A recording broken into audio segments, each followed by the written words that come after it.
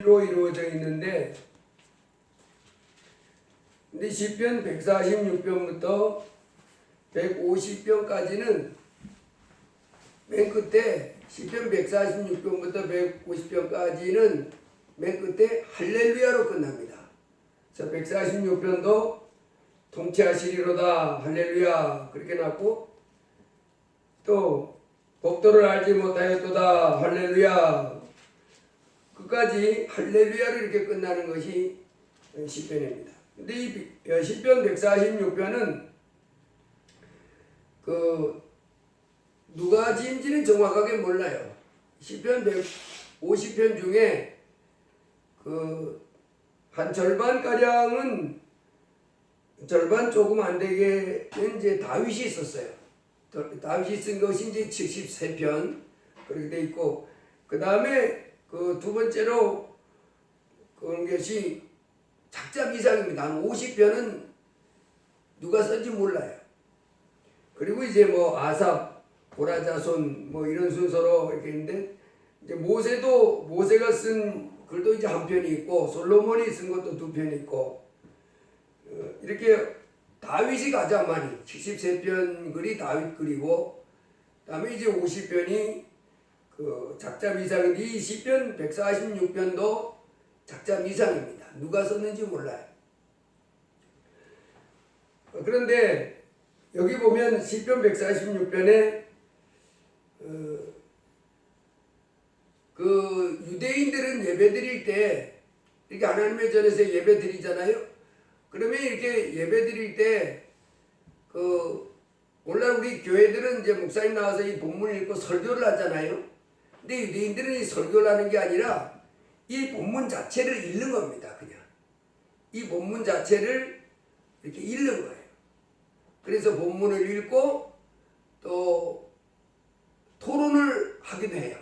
그 본문 가지고 자기들끼리 토론을 하기도 하고 그렇게 하는데, 우리는 이제 설교하죠. 그래서 오늘은 저는 할렐루야 내 영혼아 여호와를 찬양하라. 그래서 귀인들을 의지하지 말며 도울 힘이 없는 인생도 의지하지 말지니 그의 호흡이 끊어지면 늙으로 돌아가서 그날에 그의 생각이 소멸하리로다. 야곱의 하나님을 자기의 도움으로 삼으며 여호와 자기 하나님에게 자기의 소망을 두는 자는 복이 있도다. 오늘은 여기 5절 말씀을 중심으로 야곱의 하나님을 자기 도움으로 삼는 자, 여호와 자기 하나님에게 자기 소망을 두는, 그러니까 야곱의 하나님을 자기의 도움과 자기의 소망을 두는 자는 복이 있다 그 말입니다. 야곱의 하나님으로 늘 자기가 그 도움을 삼는 것, 힘으로 삼는 것, 그리고 거기에 소망을 두는 자는 복이 있다. 자, 그러면 야곱의 하나님이 어떤 하나님이냐?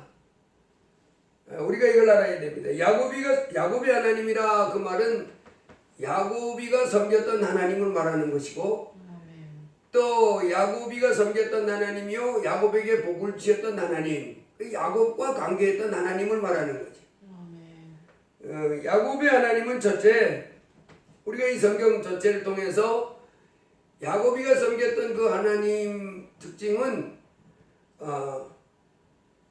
하나님을 섬기는 자에게 존재하지 않는다 하는 겁니다. 즉 다른 말로 하면 예수 안에 있는 자에게 정죄하지 않는 하나님이시다 하는 거예요. 로마서 8장에 보면 이렇게 씁니다. 그러므로 이제 그리스도 예수 안에 있는 자에게는 결코 정죄함이 없나니. 그리스도 예수 안에 있는 자에게는 결코 정죄함이 없다. 그래서 이 그리스도 예수 안에 있는 말의 의미가 뭐냐? 즉 우리가 오늘 살펴보자 하는 것은 예수 안에 있는 사람에게는 결코 정죄하지 않는 하나님이다. 여러분, 우리가 이 정죄하지 않는다, 하나님이 정죄하지 않는다는 거잖아요. 누구에게? 그리스도 예수 안에 있는 자에게. 그래서 이 정죄하지 않는다는 말을 우리가 이해하려면 요한복음 8장에 가보면 서기관과 바리새인들이 예수님께 간음하다가 잡힌 여인을 끌고 왔어요. 그리고는 예수님 앞에 데려와서 이렇게 말합니다. 선생님, 모세의 율법에는 이 여인이 간음하다가 잡혔는데 돌로 때려서 죽이라고 했습니다. 선생님께서는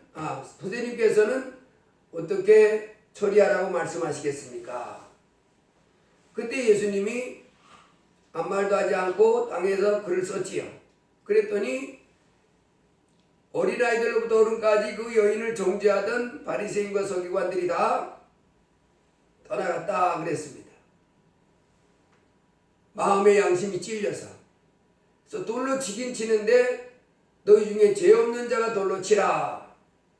그 예수님의 지적에 그들이 다 양심에 찔려서 더 이상 여인을 정죄하지 않고 돌아갔다 그랬습니다. 그때 예수님이 이렇게 말합니다. 여인아, 당신을 정죄하던 사람들이 어디 있냐? 그랬더니 없습니다. 다 돌아갔습니다. 그때 예수님이 나도 너를 정죄하지 아니하노니 가서 다시는 죄를 범하지 말라. 여기서 이제 우리가 정죄한다는 말의 의미는 어떤 의미인지 알아듣겠지요? 어떤 사람이 뭔 잘못을 하면 그 죄를 향해서 이런 죄를 졌다고 죽음하면서 그 죄값에 대해서 이런 형벌을 받아야 됩니다. 이렇게 고소하는 걸 말하는 겁니다. 그래서 정죄당하지 않는다. 즉 정죄당한다는 말은 죄를 추궁당하고 어떤 죄가 있습니다. 저 사람에게는. 그래서 저 사람은 그 죄로 말미암아 저런 형벌을 받아야 마땅합니다. 요한복음 8장에 의하면 그 붙잡혀온 여인은 돌에 맞아 죽어야 됩니다. 그게 다 정죄하는 거지요. 그 죄에 대해서 이런 형벌을 맞아서 마땅합니다 라고 지르는 거예요. 근데 그걸 안 했잖아요. 이제 나중에는 그걸 안 하고 다 가버렸잖아요. 그 예수님도 나도 너를 네가 뭐 이런 죄를 졌으니 이런 벌을 받아야 된다고 재판장에 세워서 벌을 내리고 뭐 이런 일을 안 하겠다는 거예요. 여러분, 이게 정죄하지 않는 겁니다. 즉 나도 너를 정죄하지 않았노니, 그것처럼 이제 그리스도 예수 안에 있는 자에게는 결코 정죄함이 없는, 누가 정죄 안 하겠어요? 하나님이 그리스도 예수 안에 있는 사람이 결코 그 사람의 죄를, 너 이런 죄를 졌잖아, 그러니 너 이런 죄 때문에 말미암아 이런 벌을 받아야 돼, 이걸 안 한다는 거예요. 그래서 그 요한계시록 20장에 가보면 죽은 자들이 다 심판받는 장면이 나옵니다.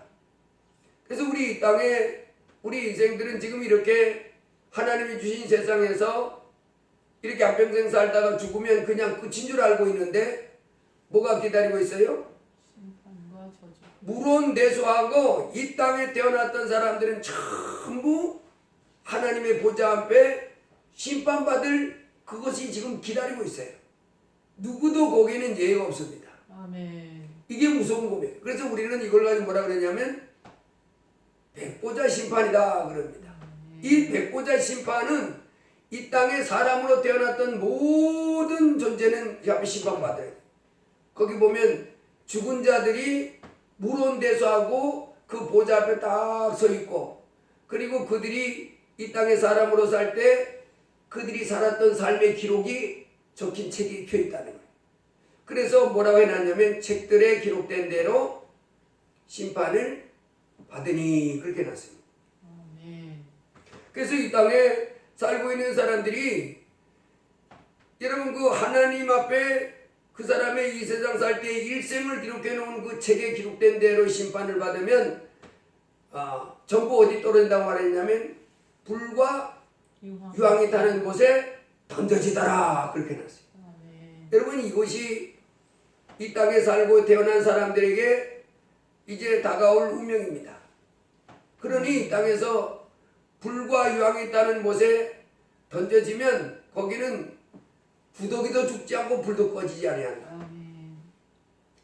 어제 그제 금요일날 그 금요 그 기도회로 호주에 있던 한국계 목사님의 간증을 이렇게 들었었는데 그 목사님이 이제 청소년들을 돌보는 이 사역을 하다가 감옥에 가게 됐어요. 이제 청소년을 돌보다 보니까 청소년이 뭐 잘못하는데 뭐 그건 잘 모르는데 어깨를 야 이놈아 이렇게 하면서 이렇게 어깨를 한번 쳤다든가 뭐 이렇게 했는데 그것이 이제 그 뭘 무슨 죄 들어갔냐면 납치 또 무장 강도 그다음에 집단 폭행 그 제목에 해당돼 가지고 이 목사님은 그냥 청소년들을 선도하는 그와 같은 목회를 했으니까 인마 이렇게 하면서 이제 어깨를 치고 이랬는데 그거 이제 뭐 애를 데려가서 뭐 납치했고 또 집단 폭행했고 뭐 무장 강도 이 제목 걸려가지고 감옥에 들어갔던 그 목사님 간증을 들었는데 그 목사님이 그 들어간 감옥에 이 바퀴벌레가 얼마나 많은지 감옥에 들어갔더니 2명이 있는 그 교도소에 자기를 가두더랍니다. 그래서 거기 들어가는데 그 방 안에 침대가 있는데 아래 침대가 있고 위에 침대가 있는데 먼저 들어온 놈이 아래 좋은 자리에 있고 자기 딱 들어갔더니 말도 안 하고 이러더랍니다. 그래가지고 2층에 올라갔는데 너무 추워가지고 이 담요가 있는데 담요를 덮어야 되겠는데 벌레가 버글버글 해가지고 그걸 덮는 순간 그 벌레가 와가지고 싹 스물스물 한답니다. 그래도 너무 추우니까 이렇게 덮는데 덮는 데까지 벌레가 버글버글 해가지고 그래서 그 교도소를 그 교도소에서 그 죄수들이 있는 그 죄수들을 낮에 어느 날 밖에다 내보내고 소독을 하는 날짜가 있답니다. 그래서 이제 독한 약으로 그 안에 벌레를 죽이는데 그 소독을 해놓고 이제 자기들이 들어보면 이 바퀴벌레가 얼마나 많이 있느냐 그 바퀴벌레가 죽어가지고 쌓여있는데 2cm에서 3cm 쌓여있다는 거예요. 그 교도소 방 안에. 그러면서 그 목사님이 한 말을 해요. 도대체 어디서 벌레가 그렇게 많이 나왔는지 바닥에서 2cm, 3cm로 쫙 깔려서 쌓여있다는 거예요. 그러니 그 방 안에 벌레가 얼마나 많았으면 그러겠어요. 바퀴벌레가. 그런데 그 불과 유황이 있다는 곳에는 거기는 그 여기는 소독약을 치면 죽잖아요. 2cm, 3cm는 얼마나 바퀴벌레가 많았겠어요. 사발 바글바글 그랬나. 거기서 이제 살아야 되는 그런 과정을 겪었다고 이렇게 간증하는 걸 들었어요. 근데 예수님은 지옥에는 불과 유황이 있다는 곳에는 구더기도 죽지 않고 불도 꺼지지 않는다. 벌레가 바글바글한데 사람이 근무도 사방으로 들어가서 막 파먹기도 하고 불도 있는데 벌레도 안 죽는데 불도 안 꺼진다. 거기서 날마다 고통당하는 사람들. 누구가 이런 고통을 당하냐면 천지를 만드신 하나님의 부터 죄가 있다고 인정받은 사람. 그러니까 한마디로 말하면 정죄당한 겁니다. 그 죄에 대해서 하나님이 넌 이런 죄가 있잖아. 그러니까 이런 벌을 받아. 이렇게 죄를 지적당하고 죄를 하나님으로부터 이제 지적당하고 그 죄의 값으로 불과 영이 있다는 곳에 던져져 하는 사람들이 받을 형벌이 그 불과 영이 있다는 곳에 던져지는 건데 바로 하나님으로부터 너 이런 죄 졌잖아. 그러니 여기 떨어져라고 할 때 그걸 가지고 뭐라 그러냐면 정죄 그렇게 합니다. 그런데 여러분 성경에서는 이제 뭐라고 말하냐면 이 땅에 살고 있는 사람이 하나님 앞에 갔을 때 하나님은 덥고 거룩한 분이잖아요. 죄는 전혀 상관할 수 없는 하나님이신데 그 하나님이 이제 이 땅에 살고 있는 사람들을 그 행위를 하나하나 기록된 책을 펼쳐놓고 그 사람 죄를 추모해 나갈 때 정죄당하지 않는 사람이 얼마나 복이 있는 거죠. 이 죄를 졌잖아, 이 죄를 졌잖아, 이런 죄를 졌잖아, 이런 것을 하나도 추궁하지 않고 하나도 들춰내면서 너 이런 죄를 졌으니까 이렇게 당하지 않고 그냥 그 사람은 너 그리스도 예수 안에 있구만 그냥 넘어간다는. 그리스도 예수 안에 있는 자에게는 결코 정죄함이 없다. 여러분 그래서 이 땅에 사람으로 태어나서 가장 큰 복을 받는 사람은 누구냐면 하나님 앞에 정죄당하지 않는 사람입니다. 하나님의 심판 때 정죄당하지 않고 그냥 생명책을 펼쳐놓고 이름이 여기 기록되어 있는 넘어가는. 지난주에는 제가 뉴스를 보는 가운데 그 조국 아들이 있지요. 조국 아들이 연세대학교 대학원을 졸업했는데 그 연세대학교 대학원과 고려대학교 대학원에 원서를 냈었대요. 그런데 두 개 다 대학원에 합격했는데 연세대 대학원을 선택했고 거길 졸업했답니다. 그런데 그 학생이 그 대학원에 입학 원서를 넣을 때 여러 가지 이제 자기의 이제 수시로 들어갔으니까 뭐 이래 뭐 대학교 성적도 낼 것이고 뭐 이제 자기의 뭐 스펙 같은 걸 냈는데 그 사람에게 가짜 스펙을 써준 사람이 감옥에 갔어요. 그래 그 사람이 써준 스펙이 가짜라는 게 드러났어. 그래서 그 감사원에서 연세대학교에 감사를 들어갔습니다. 감사를 들어가 봤더니 연세대학교에서 그 사람의 입학 서류를 4년간을 보존을 해놔야 된답니다. 법적으로. 그런데 2년 만에 감사가 들어갔는데 그 학생의 자료가 하나도 없는 거예요. 그래서 감사원에서 감사를 못했습니다. 그래서 이거를 이제 고발을 했는데 그래서 어제 그 연세대학교에서 그 학생의 서류를 폐기했던 보존해야 될 서류를 그 폐기했던 직원 70명이 징계를 받았다고 이렇게 신문에 났어요. 연세대학교 교무처에서 그 보존해야 될 서류를 처분했던 70명이 그래서 뭐 40명인가는 지금 뭐 어떤 징계를 받았고 30명에는 어떤 징계를 줘야 될지 지금 이제 심사하고 있다고. 그래서 70명이 징계 대상에 올라서 40명 벌써 징계를 받았고 30명은 징계 그 수위를 결정하는 심사를 받고 있다. 이런 기사가 났어요. 여러분 이런 게 다 뭡니까? 죄에 대해서 추궁을 당하고 그 죄에 합당한 벌을 받는 이게 바로 뭐냐면 정죄입니다.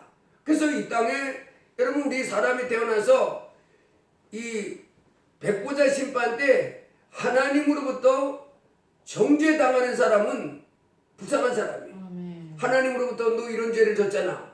하나님으로부터 너 이런 죄를 졌잖아라고 지적을 당하는 순간 그는 어딜 가야 되냐면 지옥입니다. 그래서 정죄당하지 말아야 돼. 하나님으로부터 죄를 지적당하고 너 이런 죄를 졌지 이 죄 졌지 이 죄 졌으니까 이런 벌을 받아. 이런 것을 일체 당하지 않는 사람이 있는데 어떤 사람은 그렇게 복을 주시냐면 그리스도 예수 안에 있는 자에게는 결코 정죄하지 않는다. 여러분 아담과 하와도 죄 짓지 말라 선악과 따먹지 말라고 그랬는데 선악과를 따먹었잖아요. 그 다음에 뭐 했어요? 정죄당하는 거예요. 왜 따먹었지? 이렇게 묻고는 뭐 때문에 했습니다. 그렇지 할지라도 하나님이 죄를 무마시켰어요? 아니요. 아담에 대해서 아담에 맞는 벌, 하와에 대해서 하와에 맞는 벌, 사단은 사단에게 맞는 벌이 내려지요. 그게 바로 뭐냐면 정죄라는 말하는. 여러분이 이 땅에 살아가는 동안에 이제 우리가 사람이기 때문에 하나님의 말씀을 다 살을 수가 없잖아요. 뜻대로. 그런데 내가 지은 죄를 깨끗하게 씻어줘서 하나님 앞에서 하나님은 거룩한 하나님이라 공의롭고 거룩한 하나님이신지라 그 죄에 대해서 그냥 없던 걸로 해. 이런 건 없습니다. 그 죄에 대해서 반드시 정죄당하게 돼 있었는데 우리의 죄를 위해서 누가 십자가에 피를 줬다고 얘기하냐면 예수님.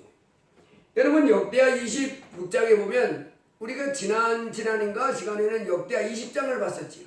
거기에는 여호사밧 왕의 기록이 나왔을 때 여호사밧 왕은 그 아람 군대가 쳐들어왔을 때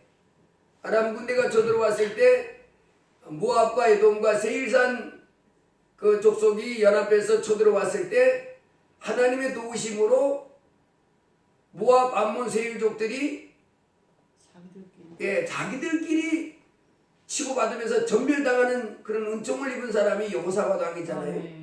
그 그게 바로 역대하 20장에 나와 있는데, 역대하 26장, 즉 여호사밧 왕의 보다 이제 몇 대 후대 왕이 우시야라고 하는 왕이 있는데, 이 왕은 또 어떤 일을 겪었냐면, 역대하 26장에 나와 있는데, 이 왕은 16살의 왕이 됐어요. 16살의 왕이 돼가지고 52년간 왕노릇을 했던 사람이거든요. 그러니까 52년, 16살의 왕이 돼가지고 52년 동안 왕노릇 하다가, 근데 이 우시야 왕이 처음에는 16살의 왕이 됐을 때는 스가랴라고 하는 선지자가 있었어요. 성경에서 뭐라 했냐면 하나님의 묵시를 밝히 아는 선지자, 그렇게 나왔어요. 그러니까 하나님과 생생하게 교통하면서 하나님이 이것을 원하십니다, 이렇게 하신 것입니다. 이럴 때는 이 우시야 왕이 그 스가랴의 가르침을 받아서 그 순종을 잘할 때 그 나라가 아주 번성해졌다 그랬어요. 그런데 이 우시야 왕이 14살의 왕이 돼가지고 이 스가랴 선지자의 가르침을 받고 지도를 받을 때는 아주 나라가 강성해졌고 부강해졌다 그랬습니다. 그래서 이 스가랴가 왕이 올라가지고 나라가 점점 강성해지고 또 하나님이 복도 주고, 그래서 점점 강해지고 대적들이 다 그 앞에 무릎을 꿇는 거예요. 근데 이 우시야 왕이 어떤 일까지 했냐면, 그 예루살렘에 아주 그 머리 좋은 사람들을 모아놓고 무슨 일까지 했냐면, 신무기를 만들도록 그 오늘날 말하는 우리나라만 국방과학 연구소까지 같은 걸 만들어 놓은 거예요. 그 당시에는 이제 무기만 해도 주로 뭡니까? 기껏 해봐야 창, 칼, 방패 이런 게 고작이잖아요. 그런데 이 우시야 왕은 니들이 좀 이 가운데서도 신무기를 좀 개발해봐. 그래가지고요, 이렇게 돌멩이를 이렇게 멀리 날리는 거, 예, 그런 것도만 만들어내고, 그래서 귀한 무기들을 많이 만들었더라, 그렇게 놨습니다. 이 무기를 만드는 그 오늘날 말하는 국방과학 연구소 같은 걸 만드는 거예요, 옛날에. 그래가지고 아주 강성해졌습니다. 근데 이 사람이 나라가 너무너무 강성해지고 또 모든 주위의 대적들이 다 무릎 꿇고 신무기도 만들어내니까 딱 전쟁 붙으면 자기들은 생각도 못한 무기를 가져와가지고 막 이렇게 하는 거예요. 돌멩이 이만한 걸 뭐 만들어가지고 다 날리질 않나 뭐 이렇게 하니까, 그러다가 또 이 사람이 하나님 말씀을 순종하니까 나라가 강성해졌어요. 그런데 이 사람이 나라가 강성해지니까 교만해져가지고, 성경에서 교만해졌다. 그래가지고 이 사람이 뭘 했냐면, 야, 하나님 앞에 제사 드리는 거 제사장들만 하게 돼 있거든요. 이놈이 근데 야, 내 하나님 앞에 직접 내가 제사 드리겠다, 이렇게 된 겁니다. 그래서 이제 나라가 커지고 자기가 나이도 많고 이제 강성해지니까 자기가 직접 하나님 앞에 가서 제사 드리겠다. 그 향로에다가 불을 붙여가지고 자기가 하나님 전에 가서 탁 이렇게 나가는 겁니다.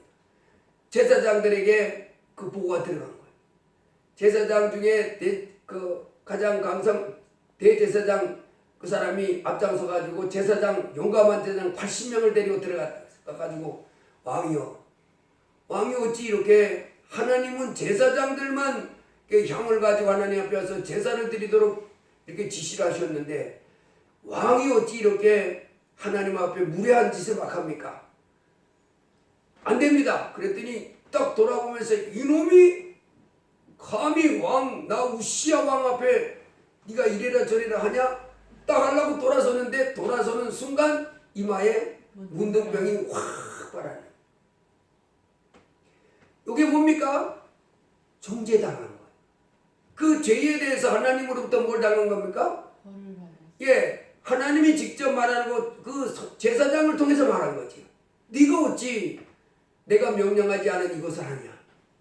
이건 제사장들만 향을 가지고 불피우라고 내가 지시했는데 너는 왕이라고 네가 이렇게 건방지게 이렇게 내가 지시한 말을 어기고 하냐? 그게 다 뭡니까? 하나님께 정죄당하는.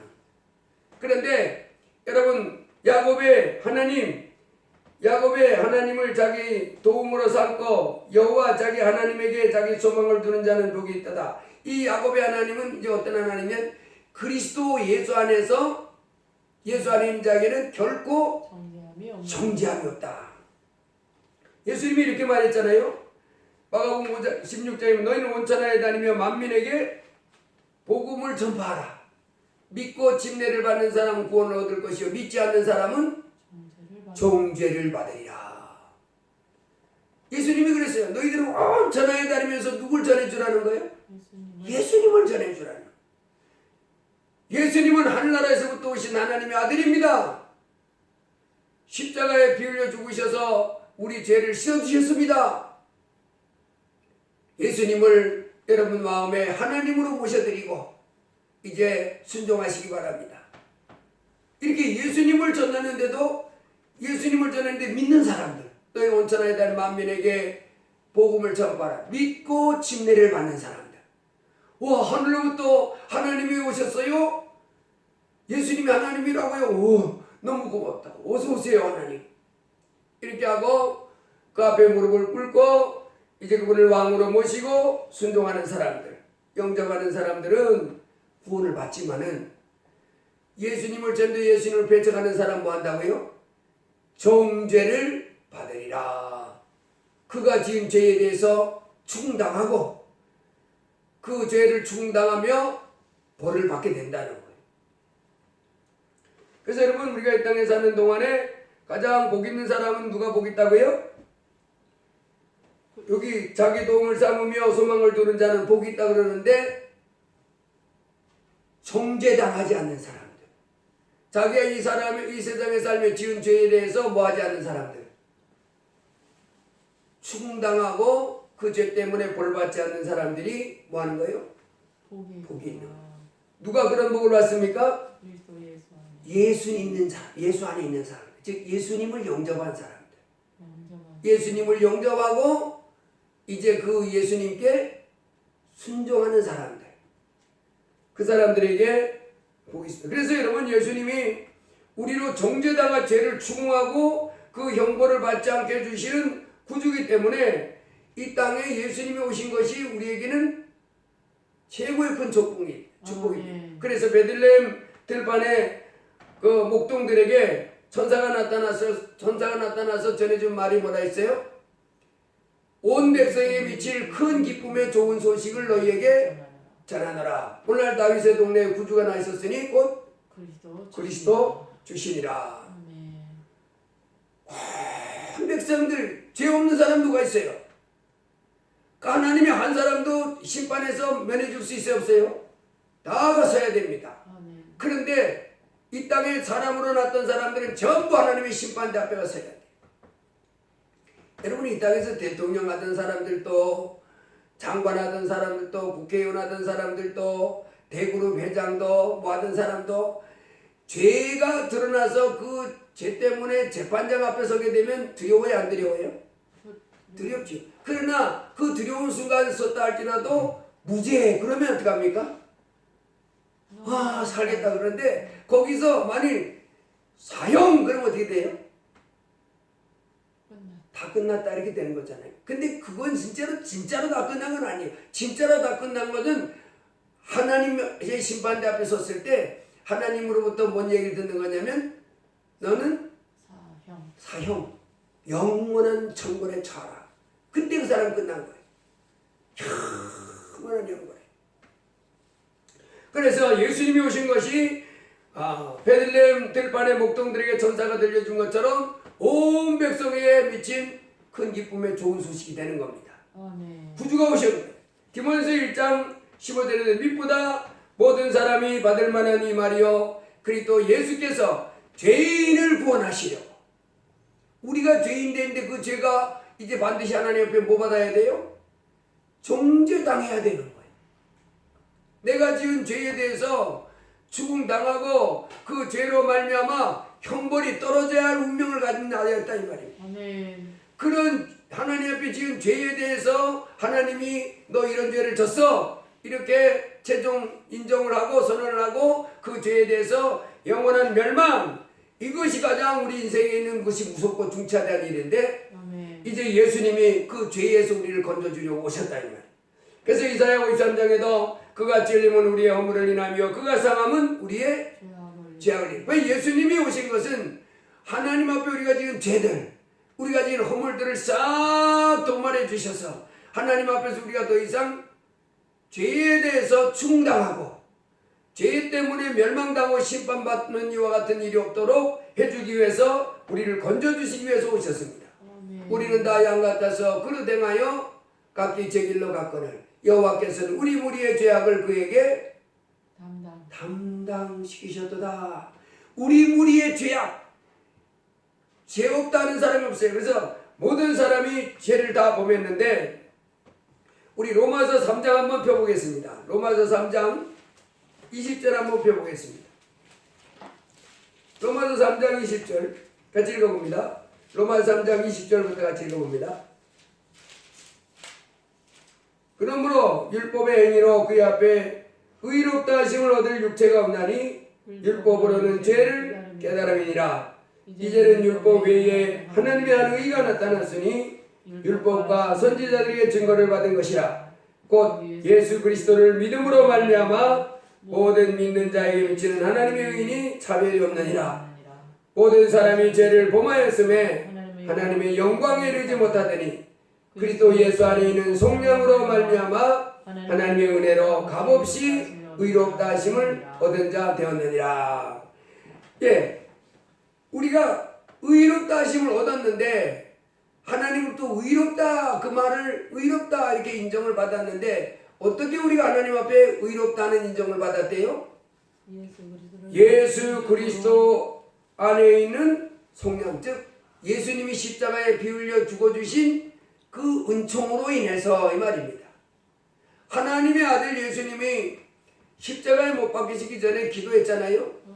겟세마네 동산에서 아버지의 이 잔을 내게서 옮겨 주옵소서. 그러나 내 원대로 마음쓰고 아버지의 원대로 되기를 원하나이다. 기도를 하는데 얼마나 힘쓰고 애써서 기도하는지 이마에서 땀방울이 떨어지는데 붉은색 피가 돼가지고 톡톡톡톡 떨어지더라고요. 얼마나 고뇌에 찬 기도했는지. 그리고는 십자가에 못이 박혀 죽었잖아요. 바로 예수님이 그 겟세마네 동산에서 아버지 앞에 이 잔을 내게서 옮겨주세요. 너무도 고통스러운 이 형벌 죽음, 너무도 이 저주받은 이 십자가의 형벌, 이거 넘겨주세요. 너무 힘들어서 못하겠습니다. 넘겨주세요. 그러나 주님이 십자가에 죽지 않으면 우리가 죄 씻음 받을 수 있는 하나님 앞에 그 죄에 대해서 충당하고 그 죄로 말미암아 그 형벌 받고 하는 것을 면할 수가 없는 거예요. 그래서 예수님이 하나님의 뜻을 이뤄서 자기 자신을 고통스럽지만은 십자가에 못 박히는 그 형벌을 당한 겁니다. 그가 찔림은 우리의 허물. 근데 그렇게 한 것이 누구 때문이냐면 내가 지은 죄로 인해서 내가 받을 형벌이 있는데